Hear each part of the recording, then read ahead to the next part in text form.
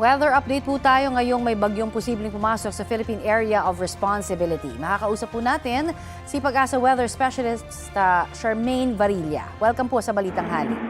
Yes, magandang hapon Ma'am Connie. Maging sa lahat po ng ating mga tipanig. At sa ngayon po, yung bagyo sa labas ng ating Philippine Area of Responsibility na may international name na Tropical Storm Jangmi ay huling namataan sa layong 1,135 kilometers silangan ng Eastern Visayas.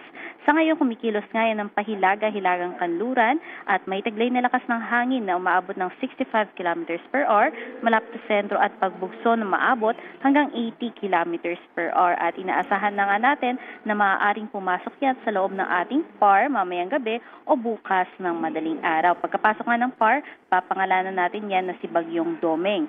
At inaasahan nga na habang nandito yan sa may silang bahagi ng karagatan ng ating bansa ay maaari pa yang lumakas at umabot ng typhoon category habang kumikilos pahilagang kanluran o northwestward hanggang Hilaga. Bagamat mababa naman yung chance nito na maging isang ganap na bagyo, inaasahan natin na by weekend maaari itong patuloy na humatak ng southwest monsoon na kung saan maaaring magdulot ng malalakas na mga pag-ulan dito sa may bahagi ng Mindanao, Visayas at mangilan-ngilang bahagi ng Luzon. Kaya patuloy tayong mantabi sa pag-asa hinggil nga sa mga possible developments ng binabantayan nating bagyo. So far for today, ang nakakaapekto po dito sa may Palawan at western section ng Visayas at Mindanao ay yung southwesterly wind flow or ito yung paunang hangin bago mag-southwest monsoon at nagdudulot yan ng maulap na kalangitan, kalat-kalat na mga pag-ulan, pagkilat at pagkulog sa may western Visayas, Negros Island Region, Zamboanga Peninsula, Soc Sargent Barm, Lanao del Norte, Misamis Occidental, Palawan.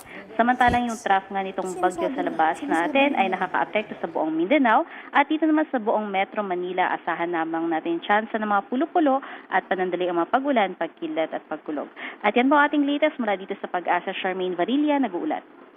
Ma'am Charmaine, sa atin pong nakikita ngayon na ito ho ba ay may kasunod ng bagyo? Base po sa ating mga model, may isang posibilidad na posibleng mamuo dito naman sa may kanlurang bahagi po ng ating bansa. At posible nga yan pagkalabas nitong ating binabantayan na bagyo by Monday, maaari iyang muling pumasok sa loob ng ating Philippine Area of Responsibility. Pero sa ngayon ay hindi pa naman po natin nakikita na namumuo po yan, more on models pa lang yung pinapakita. Kaya minomonitor pa po natin sa satellite po natin. Okay, marami pong salamat sa inyo pong ibinahagi sa aming impormasyon na yan. Yes po, maraming salamat. Yan po naman si Ms. Charmaine Varilla, ang ating weather specialist mula sa Pag-asa.